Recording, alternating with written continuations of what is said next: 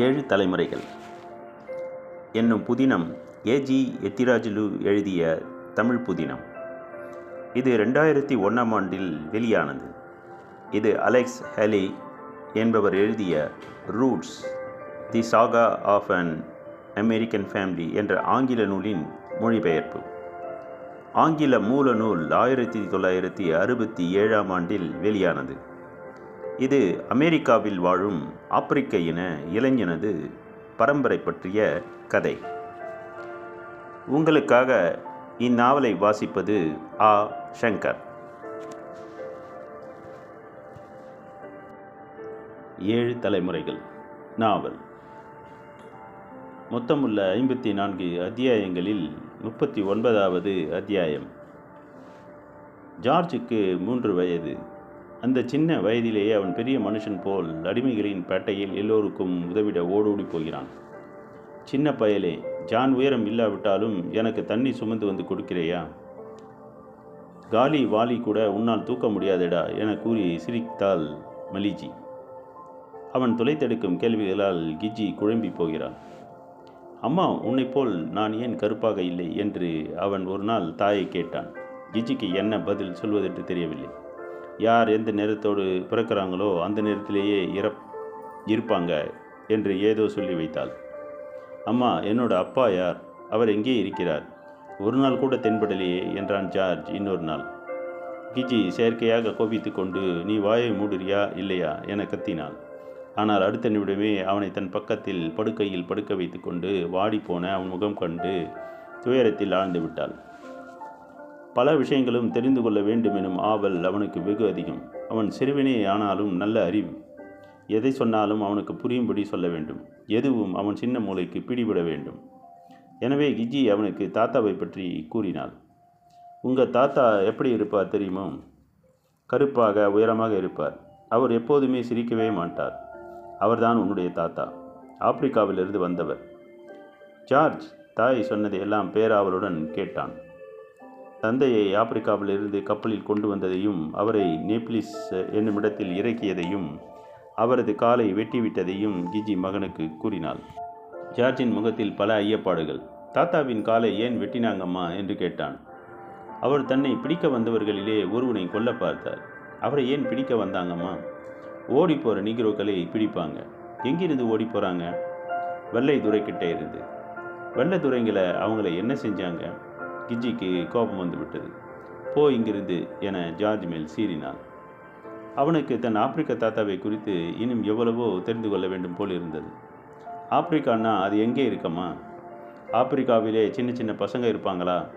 தாத்தாவின் பேரை இன்னொரு தடவை சொல்லு என்று கேள்வி மேல் கேள்வி கேட்டுக்கொண்டே இருந்தான். கிஜி பொறுமையாக பதில் சொல்லி கொண்டிருந்தாள். தன் தந்தை பற்றிய கதையாக சொன்னாள். அவர் தன்னை சாரட்டு வண்டியில் உட்கார வைத்து கொண்டு தூசி எழுப்பும் ஸ்பாட் சில்வேனியா கவுண்டி சாலைகளில் உலா வந்ததையும், அடிமைகளின் சேரிக்கு பின்னால் உள்ள ஓடைக்கு தன்னை அழைத்து போனதையும் வர்ணித்தாள். அவற்றையெல்லாம் ஜார்ஜ் விழிகளை அகல விரித்து கேட்டான். உங்கள் தாத்தாவுக்கு என்னோட ஆப்பிரிக்க பாஷையிலே பேசுறதுன்னா ரொம்ப விருப்பம். பிட்டிலை கோ என்பார். நதியை காம்பே போலஸ் என்பார். அந்த மொழியிலே எத்தனையோ சொல்லை எனக்கு கற்றுத்தந்தார் என்று கிஜி மகனிடம் கூறினார். கோன்னு உன்னால் சொல்ல முடியுமா என்று மகனை கேட்டாள். கோ என்றான் ஜார்ஜ். பலே, காம்பே போலஸ் என்று சொல்லு. ஜார்ஜ் அதையும் சரியாக கூறினான். இன்னும் சொல்லு, இன்னும் சொல்லு என்று தாயை நெச்சரித்தான். இன்னொரு நாள் இன்னும் சொல்கிறேன், இனி தூங்கு என்று கூறி அவனை அவள் உறங்க வைத்தாள். பொழுது புலரும் முன்பே கிஜி வயல்வெளிக்கு சென்று பொழுது சாய்ந்த பிறகு களைப்புடன் வீடு திரும்புகிறாள். ஜார்ஜ் சமையல் கட்டில் மலிஜிக்கு உதவி செய்கிறான். இரவில் சாப்பிட்டுவிட்டு தாயின் பக்கத்திலேயே படுத்துக்கொண்டு தன்னுடைய ஆப்பிரிக்க தாத்தா பற்றிய செய்திகளை கேட்கிறான். ஜார்ஜுக்கு 6 வயது. அவன் வயலுக்கு சென்று உடல் உழைத்து வேலை செய்யும் வயது வந்துவிட்டது. சமையல் அறையில் தெரிந்து கொண்டு தனக்கு சின்ன சின்ன உதவிகளை செய்து கொண்டு கிளியைப் போல் பேசிக்கொண்டிருந்த ஜார்ஜ் வயல் வேலைக்கு போய்விடுவான் என்பதை எண்ணியதுமே மலிஜிக்கு தூக்கம் தாளவில்லை. ஆனால் தாய் கிஜிக்கும் சகோதரி சாராவுக்கும் சந்தோஷமாக இருந்தது. ஜார்ஜ் வயலில் சின்ன சின்ன வேலைகளை வேகமாக செய்கிறான். சற்று தூரத்தில் உள்ள மடுவிலிருந்து குளிர்ந்த நீரை கொண்டு வந்து குடிக்க தருகிறான். மக்காச்சோளமும் பருத்தியும் விதைக்கும் போது கிஜிக்கும் சாராவுக்கும் உதவி புரிகிறான். பாம்பே மாமா ஏர் உழும்போது தானும் உழுவேன் என்று அடம்பிடிப்பான். ஏர் உயரம் கூட நீ இல்லை, எப்படி ஏர் உழுவே என்று அவர் கேட்கும்போது நல்ல சிறுவன் போல் இரு கைகளையும் கட்டிக்கொண்டு கோவேறு கழுதைகளை ஹை ஹை என்று ஓட்டிக்கொண்டே பக்கத்தில் நடப்பான். தாயும் மகனுடன் வீடு திரும்பியதும் தன்னைப் போலவே மகனுக்கும் பசியாக இருக்குமென நினைத்து கிஜி சமையல் செய்ய அடுப்பை பற்ற வைப்பாள். அம்மா, பகலெல்லாம் உழைச்சிட்டு வந்த உடனே சமையல் செய்யணுமா? கொஞ்ச நேரம் படுக்கக்கூடாதா என்று ஜார்ஜ் தாய்க்கு சொல்வான். ஒரு நாள் அவளை ஓய்வெடுத்துக் கொள்ள கூறிவிட்டு தானே சமையல் செய்து விடுவான். இருவர் வாழ்விலும் ஆண் துணை இல்லாததை ஜார்ஜ் நிறைவு செய்வதாக கிஜி எண்ணிக்கொள்வாள். ஓராண்டுக்குள் யார் யார் எப்படி நடக்கிறார்கள் என்பதையும் பேசுகிறார்கள் என்பதையும் நடித்து காட்ட கற்றுக்கொண்டு விட்டான். வயலில் கூலியாட்கள் மேல் துரை சீறி விழுவதையும் நடித்து காட்டி எல்லோரையும் சிரிக்க வைக்கிறான். கோழி பண்ணையில் இருக்கும் மிஸ்கோ ஆடி ஆடி நடப்பதை அவன் நடந்து காட்டும்போது பாம்பே மாமா உட்பட எல்லோரும் வயிறு நோக சிரித்தனர். ஒரு சனிக்கிழமை காலை மாசா டாம்லே அவ்வாரத்திய உணவுப் பொருட்களை வழங்க அடிமைகளின் சேரிக்கு வந்தான்.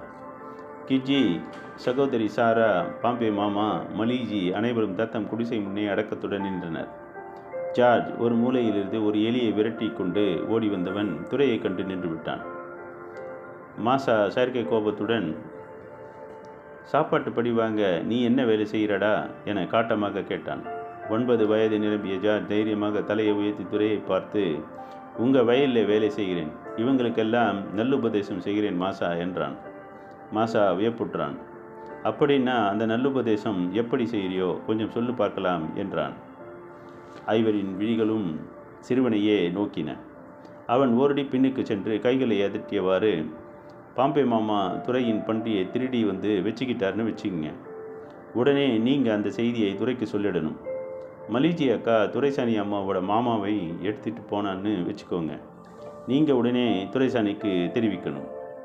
இப்படி நீங்கள் எல்லாம் நல்ல நீக்ரோக்களாக நடந்துக்கிட்டால் துரைக்கும் துரைசாணிக்கும் சேவை செய்தால் நீங்கள் இறந்து போனதுக்கு அப்புறம் சொர்க்கலோக சமையல் அறை கதவு உங்களுக்காக திறந்திருக்கும் என்று கம்பீரமாக நல்லுபதேசம் செய்து காட்டினான். டாம்லே துரை விழுந்து விழுந்து சிரித்தான். துரை அப்படி சிரித்ததைக் கண்டு அந்த அடிமைகளின் சேரிவாசிகளுக்கு விசித்திரமாகப்பட்டது. ஜார்ஜின் தோள்களை தட்டி பாராட்டி, அடே, உன் விருப்பம் போல சுற்றுப்புறம் இருக்கிறவங்களுக்கெல்லாம் நல்லுபதேசம் செய்துக்கிட்டிரு என்றான் துரை.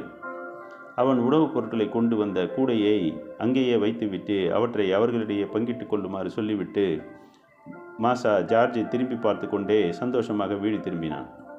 ஜார்ஜ் சிரித்தவாறே அங்கேயே நீண்டு நின்றான். 7 தலைமுறைகள் நாவல் தொடரும்.